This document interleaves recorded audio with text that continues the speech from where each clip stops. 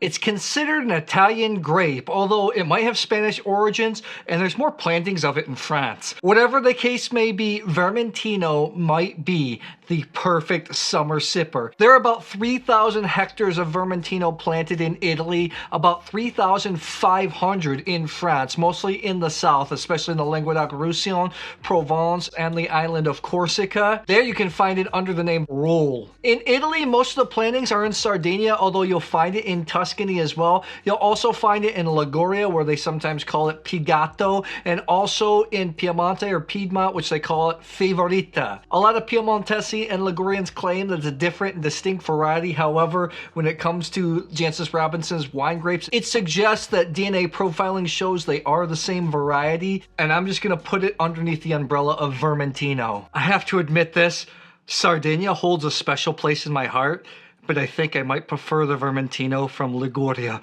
Shh. But let's see how they perform in the blind tasting. I have a lot of experience with the variety because I go to the island of Sardinia often. I've also judged the international Vermentino competition in Sardinia several times, so I feel like I have a pretty good grasp on the grape. In Sardinia, you'll see the wines more commonly labeled as Vermentino di Sardegna. You'll also see Vermentino di Gallura, that's the island's only DOCG. Those wines are a little bit bigger, a little bit richer. In Tuscany, it's planted, and the prices are pretty firm, and producers sell a lot since there's a lot of visitors to Tuscany during the summer. When Vermentino is made into a simple light stout, I feel it offers a lot more complexity than Sauvignon Blanc or Pinot Grigio at its price point. I usually expect some citrus flavors, sometimes grapefruit. I also get this nice little sage type note. It's almost like I get this windswept land type of flavor. It's almost like, you know, if you've ever been in a desert or any dry parched land, you kind of get that flavor. There can be a little bit of salinity in the wines too. They usually have enough juicy acidity, but not too much. All the Vermentinos I have here are in the teens to $29 price point. Let's taste them. Tasting out of my Zalto Universal glass. I love this shape for white wines. Something a little bit different in this video. I like to do blind tastings because I learn just as much as you. However, I'm the only person doing this. I source the wines, I corvin them, and I have somebody mix them up for me. A lot of people want me to taste them one by one by one. However, if I have 4 to 7 wines, it's not really a blind tasting because once you get through a few, I try not to do it, but it's human nature. You start to use deduction to figure out the next couple of wines. When I taste them all together, then the reveal at the end, that's the best replication of a blind tasting I can do when I source the wines. But then I have some people complain, say my brain doesn't work that way. I think it's funny that everybody says they want blind tasting, yet they want things to be linear and made it to be easier. I don't get it. Sometimes it's frustrating. However, what I'm going to do is I'm going to film myself tasting these wines. We're going to go right to the reveal. And then as I reveal the wines, I'll cut away to my tastings. This is completely blind. Let's get going. If you want to hang out with me and other wine geeks, I suggest you check out channel memberships in the second tier, the Grand Reserve tier. I've organized a monthly live hangout tasting where you can come up on screen, hang out, share your wines. We can just talk shop. I've also launched a live video podcast. Members of the Grand Reserve tier can come up on screen and ask a question, call in like a live radio show. It also helps support the work I do here, so thanks a lot. I think all of these wines here uniformly showed what Vermentino is, except 6 and 7 were distinctively different. Like I said, I'm going to reveal the wine and then I'll edit and flash back to my tasting notes on it. I'll make that flashback in black and white so you can discern the difference. Let's start out with the simplest one, wine number 1. It was straightforward. I still gave it 88 points. I thought it was delicious wine. It was the simplest for me out of all these wines. But you know what? I've noticed with a lot of these simple Italian white wines, they just like that fruit and that unique flavor up front. So I think this is going to be a crowd pleaser. Here are my tasting notes. Wine 1 is just typical what I expect of Vermentino. I get grapefruit right at the beginning. I feel like the Vermentinos from Sardinia lead with a little more terroir flavors first. Like when I think of Tuscan Vermentinos, I think of them as being fruity off the bat. Grapefruit, lemon, lime, almost like a Sprite type flavor. A soda from the US. Straightforward, simple, fun, not too yogurty. The only Vermentinos I see that have a lot of yogurt notes are Vermentino di Galluras. This is simple, fun, straightforward. I'd like a little bit longer of a finish, a little more complexity, but I think these types of wines have so much fruit up front that they are going to be very enjoyable to a lot of people. Wine number 1, 88 points. Let's take a look. 88 points. It is the Lucean Stelle Vermentino de Sardegna 2022. This comes into the USA at 25 bucks. Fruity, straightforward, simple. I think this was good. However, I have to admit, 25 bucks for Vermentino de Sardegna. I think it's good, delicious wine. I think I just expect a little bit more. Okay, I have two tied for 90 points. Number two is what I thought straight up is Vermentino de Sardegna. Obviously, we have a Vermentino de Sardegna. I don't know if I have a couple here. I can't remember. I knew what these wines were beforehand, but like always, I carved them, had somebody mix them up for me. Let's see here.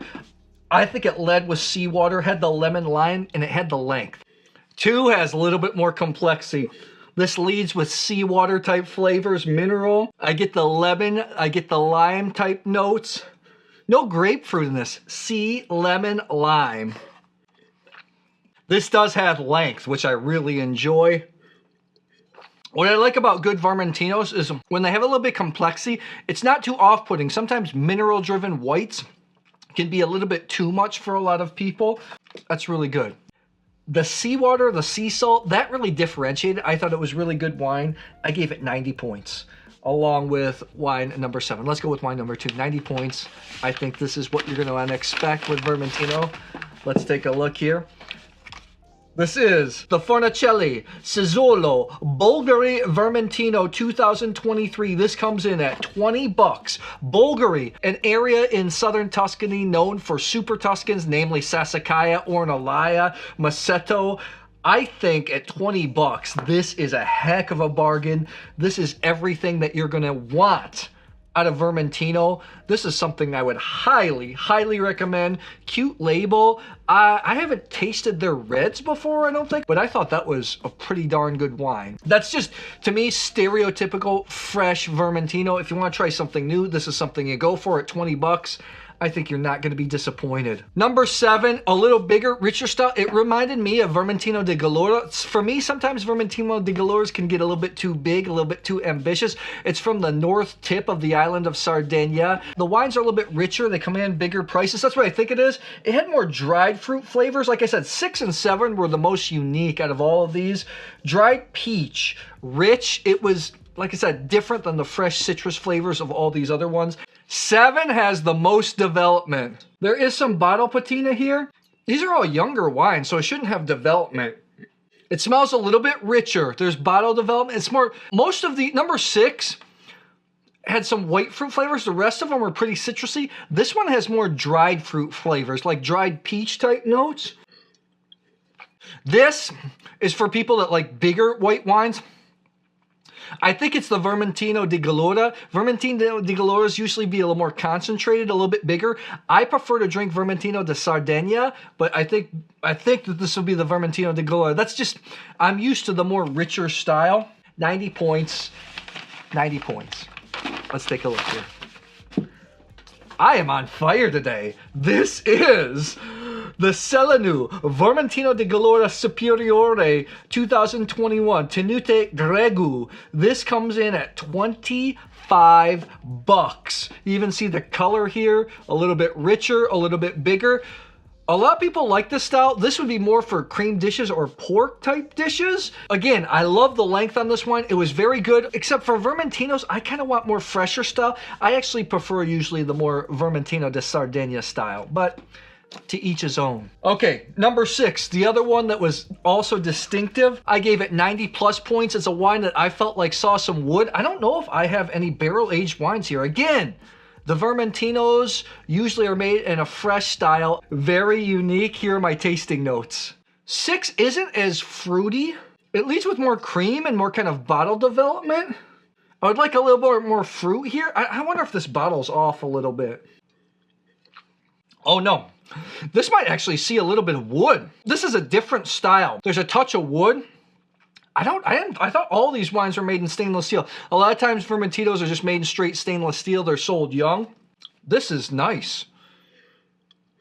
It's not oaky, but I can tell when you taste a lot of wines, you learn what wood flavors are. There are subtle lime and guava notes. Now here's the thing. I really like this style, but this is for like wine geek type wine.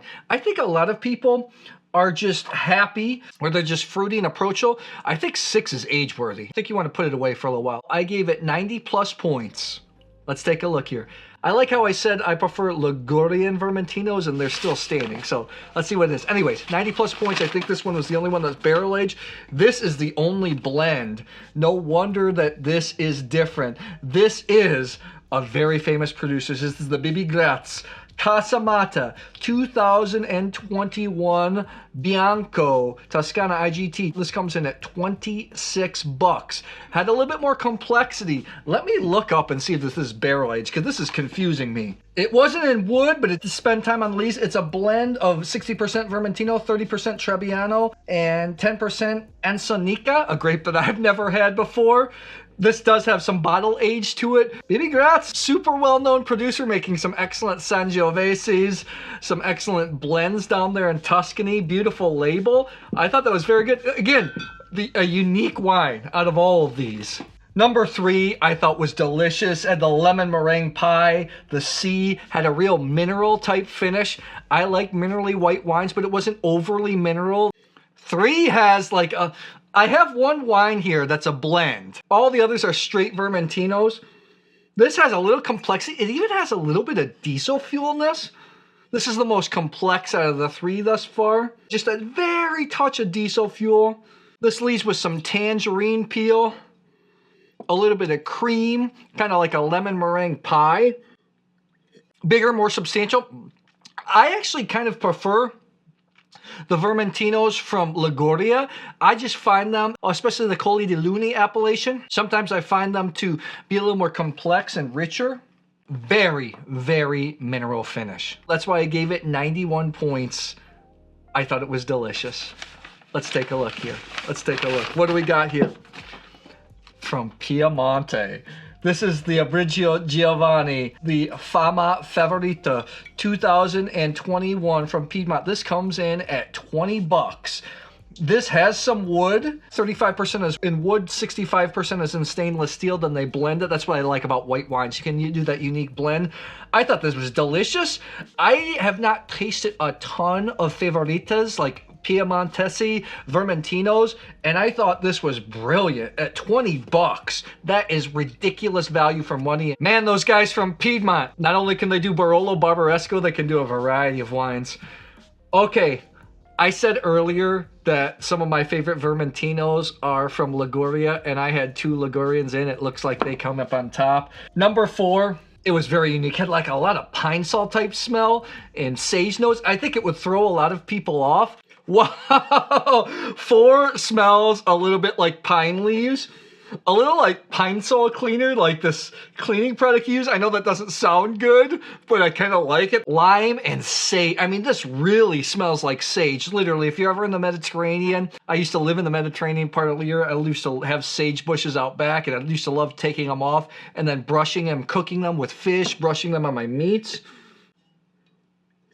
Got nice length. This, to me, is what I like about good Vermentinos that have that sense of terroir, that real brushed sage note.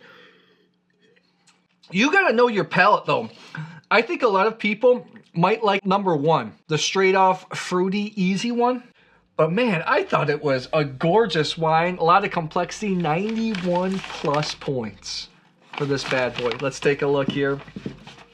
This is the Baia del Sole. This is the Sarticola Colli di Luna Vermentino from Liguria 2023. This comes in, I think, around 29 bucks in the USA. This is a single vineyard wine. This is excellent. They also make more affordable Oro de Ise bottling, which I also think is delicious, but I wanted to taste this because I've never tasted this wine before, and I thought it was absolutely delicious. Top wine, number 5. Had similar notes to number 4, but this one had thyme notes in it, which I really liked in addition to the sage notes. 5 also is super complex. Getting a little bit more intensity here. This even has some sage and thyme type notes. It's pretty explosive. Grapefruit, lime. The difference between these two is this has a little thyme in addition to the sage. This is more pine sol-y. These are exciting wines. Vermentinos are so cool because there's a movement towards indigenous grape varieties, and sometimes indigenous grape varieties you pay more because producers or regions or countries don't have the amount of quantity, but there is a decent amount of Vermentino in Italy, so the prices are pretty competitive. Man, I really like this. Whatever this is, it's really up my alley. This just brings all the fruit and complexity together in Vermentino. Let's move on. 92 plus points, and it also looks like it's the Ligurian wine in a winery I've never had before. This is the Terenzuola Fosso di Corsano 2020, so it has some bottle age. Colli di Lune Vermentino. It comes in at 29 bucks. The wines from Liguria are a little more expensive. Liguria is a region that's just south of Piedmont. Genoa is the port there, known for its pesto, pine pestos. That's why maybe I get some of the pine notes, you know, things that grow together. They go together. Sometimes they smell together. That's maybe why the Ligurians had those pine sol notes. 2020, this had some bottle age, but man, I thought this was excellent. But I think at 92 plus points, you're really getting what you pay for. So tell me, did you like how I did this style of blind tasting video? Have you ever tasted Vermentino before? Do you have any styles that you really like? I'd love to know. Drop it in the comments below.